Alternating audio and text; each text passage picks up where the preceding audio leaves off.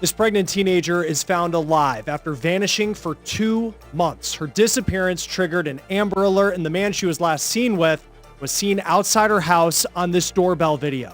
She was found states away with this man, who authorities say is the father of her unborn child, a man more than twice her age who she allegedly met online. And just wait until you hear his dangerous criminal history of hurting minors. We're on the case, presented by Law & Crime. I'm Chris Stewart.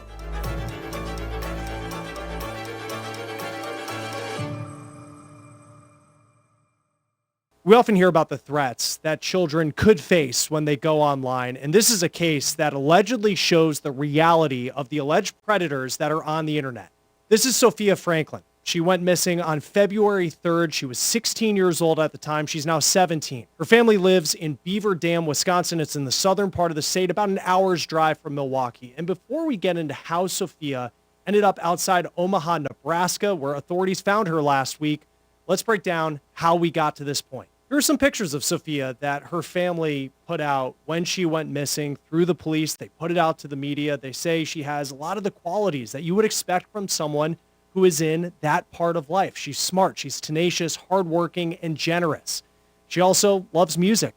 Here's a pic of her and her mom practicing the trombone at their home in Wisconsin. On Sunday, February 3rd, Franklin was seen leaving her house around 7:45 p.m., and she wouldn't be seen or heard from for weeks. Back then, police said they believed that she was traveling in this black 2014 Buick LaCrosse. Now, this is who police say that she was riding with in that car. That is 40-year-old Gary Day. Investigators say that Franklin met Day online in April of 2024, and the two started talking.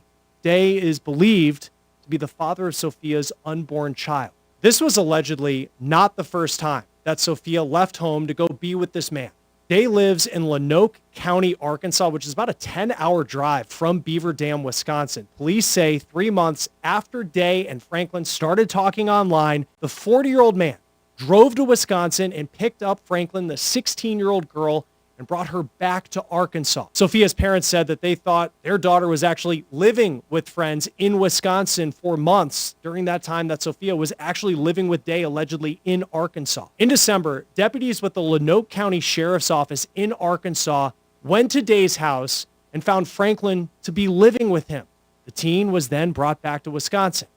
Even though Day is more than twice the age of Franklin and met her online, brought her to another state, age consent laws mean that he couldn't criminally be charged to the level that you might expect. Day faced a charge of interference with custody, and a no-contact order was issued for him to stay away from the 16-year-old Franklin, according to CBS News. Day bonded out of jail, then in February, went back to Wisconsin and allegedly picked up Franklin again.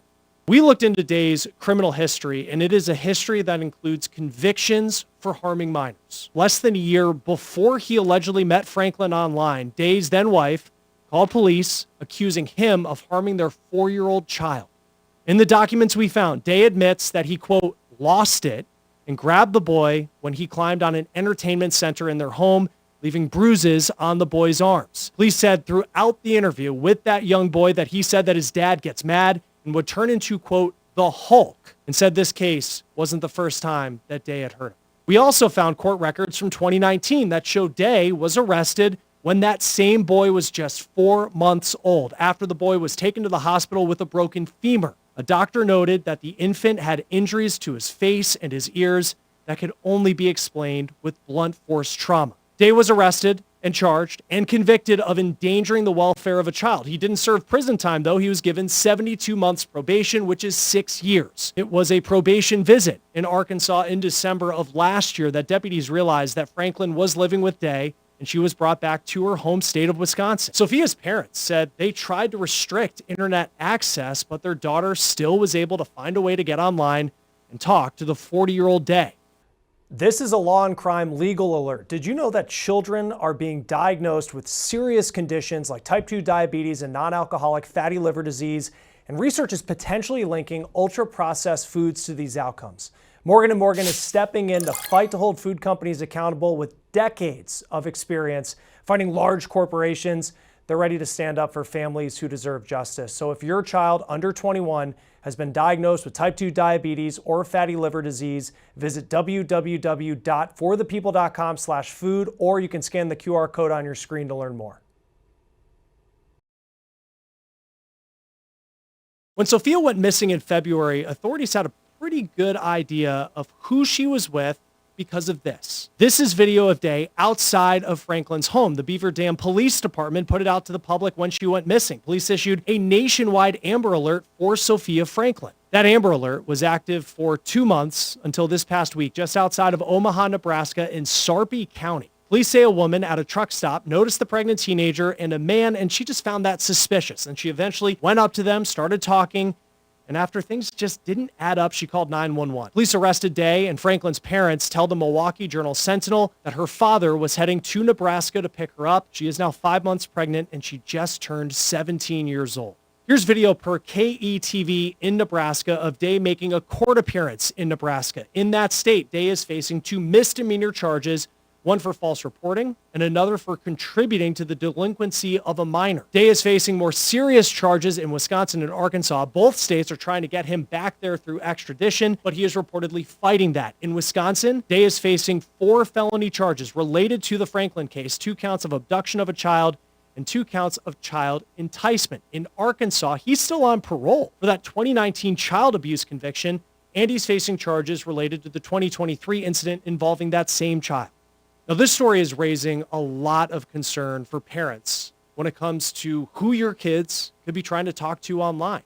Sophia's parents tell the Milwaukee Journal-Sentinel that they want more restrictions now on when kids can buy cell phones because of the access it can give them to someone allegedly like Day, who they called a predator. They also believe that Day was bringing Franklin to states where the age of consent is 16 years old, and that is what it is in Nebraska. Joining us now to talk about this case is retired NYPD Detective David Sarney. Thank you, as always, for taking time to be with us here on Law and Crime. On the surface, this case, it seems pretty straightforward that you have this man who's in his 40s. He is now the father of an unborn child of this 16-year-old girl. She's now 17 at the time of this recording, but then you factor in some of the consent laws. She was willing to go with him. It makes it feel like that it could be more complicated. As an investigator, how do you see this case and how it's played out to this point? Well, prosecutorial-wise is going to be an issue. I mean, you have different agencies, different police departments who are looking to make arrests on this case. But as far as the prosecution now, since you have such multi-jurisdictional issues with Nebraska, Wisconsin, now Arkansas, you have all of these things coming into play. Who's going to get a bite of the apple in a sense? The benefit of this is the missing has been found. She is safe. She is home.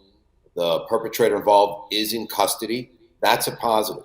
Now the rest of it's going to be a bit difficult. You know, we know that she left apparently willingly with him prior to. They were engaged in contact via, texts and the internet. As always, it seems to be a problem. And phones. These are things that always come into play with parents. The prosecution, however, as a parent, you feel for them that they have their kid with this older man she's now pregnant with his child. What you now have is, if we can determine where the pregnancy took place, can this go federal? And that's an issue that might come into play. Is what he is in violation of is federal law. I mean, he did take her out of her residence. She did get pregnant by him. Is that going to be enough? I mean, there's a thing called the Mann Act, and that's been around since like 1910. Whether the federal prosecutor is going to be involved in this case all depends. It is a high-profile case missing, went national, international to an extent. So will the feds look into maybe getting involved in this and charge him federally?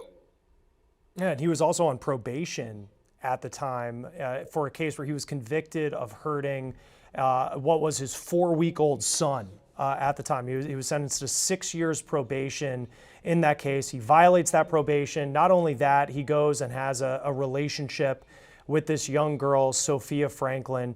As far as the consent laws, and they were arrested, or he was arrested, and they were found in Nebraska, does the fact that that's where he was arrested and the laws of that state matter compared to potentially where they got together, whether it was in Wisconsin or he was originally from Arkansas? So I can see how this is it's very complicated to kind of pick apart. Each state law is different when it comes to juveniles. We for the standards are usually 18. You're a juvenile until you're 18 years old. And age of consent laws vary from state to state. Usually 17, 16 is it. She's been pregnant since she was 16. She's now 17. If they can pinpoint where the pregnancy took place and look at the consent laws for that, because in New York State, you cannot, age is not a consenting factor. Even though you think that she's consenting and willingly, age could be a factor as far as consent laws are concerned. So this is that issue. These multi-state cases, this is where when you have a missing, Beaver Dam puts out the Amber Alert. It then goes interstate to an extent. They get video showing the vehicle leaving. They know she was at the location, taking her willingly, and that's the issue. Can a juvenile leave their residence willingly? Child laws vary from state to state. Juvenile delinquency laws vary from state to state. And the problem also is most of them are misdemeanors. I mean, that's the other thing. As far as time is concerned, as far as conviction time, they're minimal up to a year for a misdemeanor case, no matter how many misdemeanors you have. So that's where, if you look to maybe hone in on this, a federal type of case may be the way to go. But that also depends if the AUSA wants to get involved in this instance. What does the law say about, I mean, he was online, she was online, her parents have used the term predator, and he communicates with her, I think, in April of last year, and then he comes and picks her up in Wisconsin. He drove like 10 hours to get there from Arkansas. I mean, this is like a parent's nightmare when you read through it. What does the law say about somebody who would reach out to someone who's underage and then go through what he's alleged to have done with this teenager?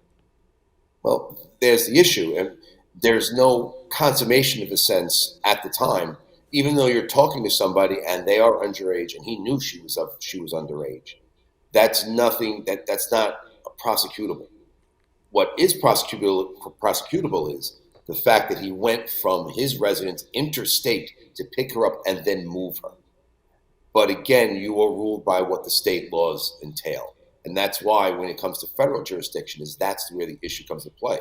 Because now you have so many different variables. What is the consent laws in Arkansas? What's consent laws? What can we do against this? And it really comes back to the strengthening of child laws, the strengthening of these laws against these predators. So when they are apprehended and they are arrested and they are convicted, they serve real prison time. And it may be a slight deterrent to an extent, but I've seen, unfortunately, time and time again, these individuals who prey on younger kids will continue to do so. And you bring up an interesting point, because this wasn't the first time in February when she went missing with him. In December, he drives up and then brings her back to Arkansas, which her parents thought reportedly that she was spending time with friends for several weeks at a time. How do we do this law where, because of the age of consent, he didn't face like charges for taking her out of Wisconsin, bringing her to Arkansas, but then the second that even though there's a no contact order, he goes right back up to get her. What type of law can stop this type of story from happening? That's the problem with these laws. No contact law, these type of orders of protection only work if the parties involved do so. It's just a piece of paper. How do you maintain as a parent this is where a girl was willingly and I believe groomed by this individual. I mean, this is where it comes down to. He's a 40-year-old man. He knows what he's doing. He groomed her. He established this connection with her. When then now that she falls for him, and then he uses his lines, "I'll come pick you up and we'll save the day. He'll be that knight in shining armor." There is very little legally that can stop people from communicating with those that are underage, because you could do it on the internet playing games, video games. We've seen that before, where adults will play with that, and then what happens is when it gets to that other level, and the communication, what type of communication was done between the two, that would be considered criminal. And that's what it comes down to, where is there availability of text messages? Is there availability of internet or of some sort of connection somehow that way? So that's what you're looking to do to try to maybe get beside an endangerment charge to it. Did he disseminate nude photos of himself? That's another charge that you could look to do. And that's something that's why this apprehension stops the incident.